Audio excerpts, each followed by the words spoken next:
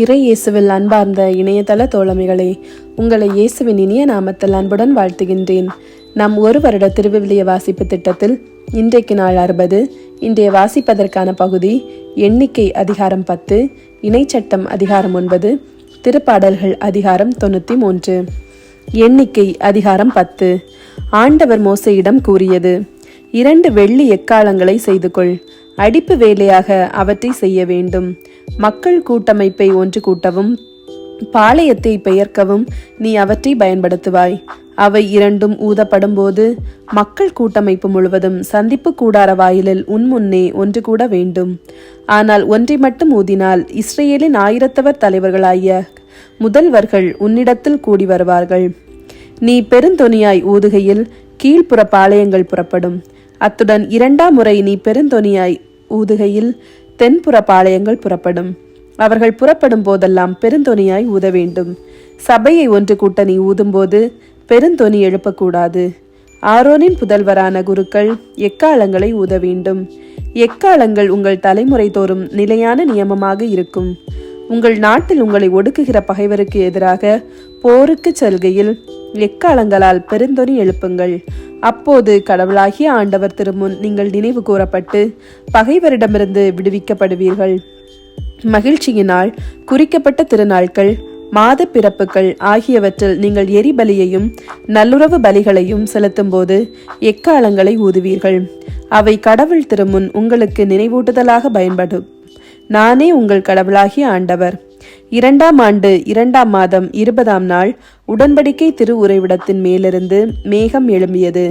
Israel மக்கள் சீனாய் பாலை நிலத்திலிருந்து பகுதி பகுதியாக கடந்து சென்றனர். பாரான் பாலை நிலத்தில் மேகம் தங்கிற்று. மோசே வழிவந்த கடவுளின் கட்டளைப்படி இப்பொழுது முதன்முறையாக அவர்கள் புறப்பட்டனர். யூதா மக்களது பாளையத்தின் கொடி அவர்களை சேர்ந்த கூட்டத்தவரோடு முதலில் புறப்பட்டது. அவர்கள் படைத்தலைவன் அம்மினதாபின் மகன் நகசோன், இசக்கார் மக்கள் குலத்தின் படைத்தலைவன் சூவாரின் மகன் நெத்தனியேல், செபுலோன் மக்கள் குலத்தின் படைத்தலைவன் கேலோனின் மகன் எலியாபு, மேலும் திரு உறைவிடம் இறக்கி வைக்கப்பட்டதும் கேசோனின் புதல்வரும் மெராரியின் புதல்வரும் அதை சுமந்து கொண்டு புறப்பட்டனர். அடுத்து ரூபன் பாளையத்தின் கொடி அவர்களை சேர்ந்த கூட்டத்தவரோடு புறப்பட்டது. அவர்கள் படைத்தலைவன் செதேயூர் மகன் எலிச்சூர், சிமியோன் மக்கள் குலத்தின் படைத்தலைவன் கரிசத்தாயின் மகன் செலுமியேல், காத்து மக்கள் குலத்தின் படைத்தலைவன் தெகுவேலின் மகன் எலியாசாபு. பின்னர் கோகாத்தியர் தூய பொருட்களை சுமந்து கொண்டு புறப்பட்டனர். அவர்கள் போய் சேரும் முன் திரு உறைவிடம் எழுப்பப்பட்டிருந்தது. அடுத்து எப்ராயிம் மக்களது பாளையத்தின் கொடி அவர்களை சேர்ந்த கூட்டத்தவரோடு புறப்பட்டது. அவர்களின் படைத்தலைவன் அம்மிகூதின் மகன் எலிசாமா, மனாசே மக்கள் குலத்தின் படைத்தலைவன் பெதாசூரின் மகன் கமாலியேல், பென்யமின் மக்கள் குலத்தின் படைத்தலைவன் கிதையோனின் மகன் அபிதான்.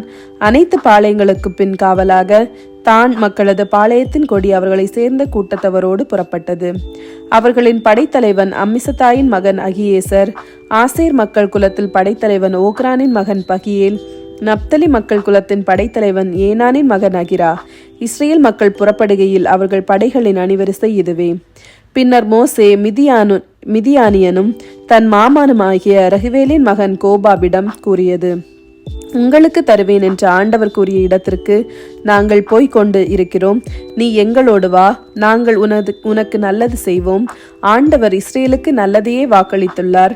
அவனோ அவரிடம், நான் வரமாட்டேன், நான் என் சொந்த நாட்டுக்கு என் இனத்தவரிடம் போவேன் என்றான். அதற்கு அவன், எங்களை விட்டு போகாதிருக்கும்படி உன்னை வேண்டிக் கொள்கிறேன். பாலை நிலத்தில் எப்படி பாளையமிறங்க வேண்டும் என்று உனக்கு தெரியும். எங்களுக்கு நீ கண்களாய் இருப்பாய். நீ எங்களோடு வந்தால் ஆண்டவர் எங்களுக்கு என்னென்ன நன்மை செய்வாரோ அதை உனக்கும் நாங்கள் செய்வோம் என்றார். ஆண்டவர் மலையை விட்டு இஸ்ரேல் 3 நாள் பயணம் செய்தனர். அவர்கள் அடுத்து தங்கும் இடத்தை காட்டும்படி ஆண்டவரின் உடன்படிக்கை பேழை 3 நாள் பயணத்திலும் அவர்கள் முன் சென்றது. அவர்கள் பாளையத்திலிருந்து புறப்பட்ட போதெல்லாம் ஆண்டவரின் மேகம் பகலில் அவர்கள் மேல் இருந்தது.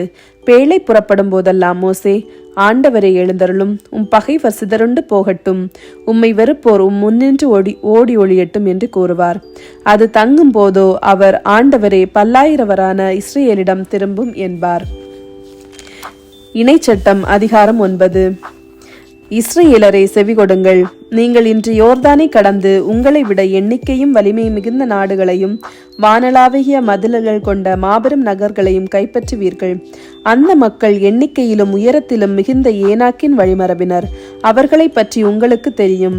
ஏனாக்கின் புதல்வரை எதிர்த்து நிற்கக்கூடியவன் எவன் என்று நீங்கள் கேள்விப்பட்டிருப்பது அவர்களை பற்றியே. சுட்டரிக்கும் நெருப்பை போன்று உங்களை வழிநடத்தி செல்பவர் உங்கள் கடவுளாகிய ஆண்டவரே என்பதை அறிந்து கொள்ளுங்கள். அவர் அவர்களை முறியடித்து உங்கள் முன் வீழ்ச்சியுற செய்வார். அதனால் ஆண்டவர் வாக்களித்தபடி நீங்கள் அவர்களை துரத்தி விரைவில் அழிப்பீர்கள்.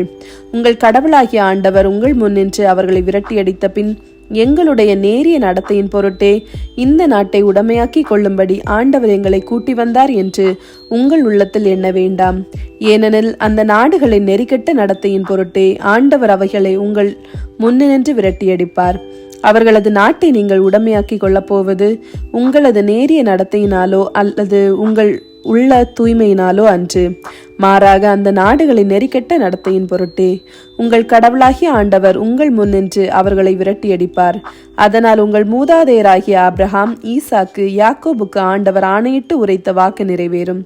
எனவே நீங்கள் உடமையாக்கி கொள்ளும்படி இந்த வளமிகு நாட்டை உங்கள் கடவுளாகிய ஆண்டவர் உங்களுக்கு தரப்போவது உங்களது நேரிய நடத்தையின் பொருட்டு அல்ல என்பதை உணர்ந்து கொள்ளுங்கள். ஏனெனில் நீங்கள் வணங்கா கழுத்தினர். பாலை நிலத்தில் உங்கள் கடவுளாகிய ஆண்டவரை நீங்கள் சினத்துக்கு உள்ளாக்கி அதை நினையுங்கள். அதை மறந்து விடாதீர்கள். நீங்கள் எகிப்து நாட்டிலிருந்து வெளியே வந்த நாள் முதல் இந்த இடத்திற்கு வரும் வரை ஆண்டவரை எதிர்த்து கலகம் செய்தீர்கள். ஓரேபிலும் நீங்கள் ஆண்டவரை கடும் சினத்துக்கு உள்ளாக்கினீர்கள். அதனால் உங்களை அழிக்கும் அளவுக்கு ஆண்டவர் சினம் கொண்டார். ஆண்டவர் உங்களோடு செய்து கொண்ட உடன்படிக்கை பலகைகளாகிய கற்பலகைகளை பெற்றுக்கொள்ளும்படி நான் மலையில் ஏறின போது 40 பகலும் 40 இரவும் தங்கியிருந்தேன். அப்பொழுது நான் அப்பம் உண்டதுமில்லை, நீர் பருகியதுமில்லை. கடவுளின் விரலால் எழுதப்பட்டிருந்த 2 கற்பலகைகளை ஆண்டவர் என்னிடம் தந்தார். சபை கூடிய நாளில் மலையின் நெருப்பின் நடுவிலிருந்து ஆண்டவர் உங்களோடு பேசிய எல்லா வார்த்தைகளும் அவற்றில் இருந்தன. 40 பகலும் 40 இரவும் கழிந்த பின் உடன்படிக்கை பலகைகளான 2 கற்பலகைகளை ஆண்டவர் என்னிடம் தந்தார். அப்பொழுது ஆண்டவர் என்னிடம், எழுந்து இங்கிருந்து விரைந்து இறங்கி செல், ஏனெனில் நீ எகிப்திலிருந்து அழைத்து வந்த உன் மக்கள் சீரழிந்து விட்டனர். நான் அவர்களுக்கு கட்டளையிட்டிருந்த வழியிலிருந்து விரைவில் விலகிவிட்டனர். வார்ப்பு சிலை ஒன்றை அவர்களுக்கென செய்து கொண்டனர் என்றார். மேலும் அவர் என்னிடம், நானும் இந்த மக்களை பார்த்து கொண்டுதான் வருகிறேன். இவர்கள் வணங்கா கழுத்துள்ள மக்கள். என்னை விட்டுவிடு, நான் அவர்களை அழிப்பேன். மண்ணு என்று அவர்கள் பெயர் இல்லாது ஒழிப்பேன். பிறகு அவர்களை விட வலிமையிலும் எண்ணிக்கையிலும் மிகுதியான மக்களினமாக உன்னை ஆக்குவேன் என்றார். பின்னர் நான் திரும்பி மலையிலிருந்து இறங்கினேன். மலை தீப்பற்றி எரிந்து கொண்டிருந்தது. உடன்படிக்கையின் 2 பலகைகளும் என் 2 கைகளிலும் இருந்தன. நான் பார்த்தபொழுது நீங்கள் உங்கள் கடவுளாகிய ஆண்டவருக்கு எதிராக பாவம் செய்து கொண்டிருந்தீர்கள். உங்களுக்கென வார்ப்பு கன்றுக்குட்டியை செய்து ஆண்டவர் உங்களுக்கு கட்டளையிட்டிருந்த வழியிலிருந்து விரைவில் விலகியிருந்தீர்கள். அப்பொழுது நான் 2 பலகைகளையும் தூக்கி என் 2 கைகளிலிருந்து வீசி எறிந்து உங்கள் கண்களுக்கு முன்னே உடைத்தேன். பிறகு ஆண்டவர் சினம் கொள்ளுமாறு நீங்கள் அவர் முன்னிலையில் தீழ்ச்செயல் செய்து புரிந்த பாவம் அனைத்துக்காகவும் 40 பகலும் 40 இரவும் நான் ஆண்டவர் முன் தாழ்ந்து பணிந்து கிடந்தேன். முன்பு போலவே நான் அப்பம் உண்ணவும் இல்லை, நீர் பருகவும் இல்லை. உங்களை அழிக்கும்படி ஆண்டவர் உங்கள் மேல் கொண்டிருந்த சினத்தையும் கோப கனலையும் கண்டு நான் அஞ்சினேன். ஆனால் ஆண்டவர் மீண்டும் ஒரு முறை என் மன்றாட்டை கேட்டார். ஆரோனின் மீதும் ஆண்டவர் கடும் சினம் கொண்டு அவனை அழிக்க எண்ணியிருந்தார். நான் ஆரோனுக்காகவும் மன்றாடினேன். அப்பொழுது நீங்கள் செய்த உங்கள் பாவப் பொருளாகிய கன்றுக்குட்டியை நான் எடுத்து நெருப்பில் சுட்டரித்து தூசு போலாக மட்டும் நொறுக்கி தூளாக்கி அந்த தூளை மலையிலிருந்து கீழே ஓடும் ஆற்றில் கொட்டினேன். தபேராவிலும் மாசாவிலும் கிப்ரோத்து அத்தாவிலும் ஆண்டவருக்கு கடும் சினம் வர செய்தீர்கள். ஆண்டவர் உங்களை காதேசு பர்னேயாவிலிருந்து அனுப்பி, நான் உங்களுக்கு கொடுத்துள்ள நாட்டை உடமையாக்கி கொள்ளுங்கள் என்றார். நீங்களோ உங்கள் கடவுளாகிய ஆண்டவரை எதிர்த்து கலகம் செய்தீர்கள். அவர் மீது நம்பிக்கை கொள்ளவும் இல்லை, அவர் குரலுக்கு செவி கொடுக்கவும் இல்லை. நான் உங்களை அறிந்த நாளிலிருந்து நீங்கள் ஆண்டவரை எதிர்த்து கலகம் செய்து கொண்டே இருக்கிறீர்கள். ஆண்டவர் நான் உங்களை அழிப்பேன் என்று சொன்னதால் 40 பகலும் 40 இரவும் ஆண்டவர் முன்னால் தாழ்ந்து பணிந்து கிடந்தேன். அப்போது இறைவனாகிய ஆண்டவரை நோக்கி நான் மன்றாடியது, என் தலைவராம் ஆண்டவரே, நீர் உமது மாட்சியால் விடுவித்து உமது வலிமை மிகுது கரத்தால் எகிப்திலிருந்து அழைத்து வந்த உடைமையாகிய மக்களை அழிக்க வேண்டாம். ஆபிரகாம், ஈசாக்கு, யாக்கோபுக்கு என்றும் அடியார்களை நினைவு கூர்ந்தருளும். இம்மக்களின் வணங்கா களத்தையும் அவர்களது தீய நடத்தையையும் பாவங்களையும் பொருட்படுத்த வேண்டாம். இல்லையெனில் நீர் எந்த நாட்டினின்று எங்களை விடுவித்து அழைத்து வந்தீரோ அந்த நாட்டினர் ஆண்டவர் அவர்களுக்கு கொடுப்பதாக ஆணையிட்டு சொன்ன நாட்டில் அவர்களை கொண்டு போக இயலாததாலும் அவர்களை வெறுத்ததாலும் பாலை நிலத்தில் அவர்களை கொல்லுமாறு எகிப்திலிருந்து கூட்டி வந்தார் என்று ஏளனம் செய்வர் அன்றோ? ஆண்டவரே, உமது மிகுந்த வலிமையாலும் ஓங்கிய புயத்தாலும் வெளிக்கொணர்ந்த இவர்கள் உமது உடைமையாகிய மக்களாய் உள்ளனர் அன்றோ? திருப்பாடல்கள் அதிகாரம் 93. ஆண்டவர் ஆட்சி செய்கின்றார். அவர் மாட்சியை ஆடையாய் அணிந்துள்ளார். ஆண்டவர் வல்லமையை கச்சையாய் கொண்டுள்ளார். பூவுலகை அவர் நிலைப்படுத்தினார், அது அசைவுறாது. உமது அரியணை தொடக்கத்திலிருந்தே நிலை பெற்றுள்ளது.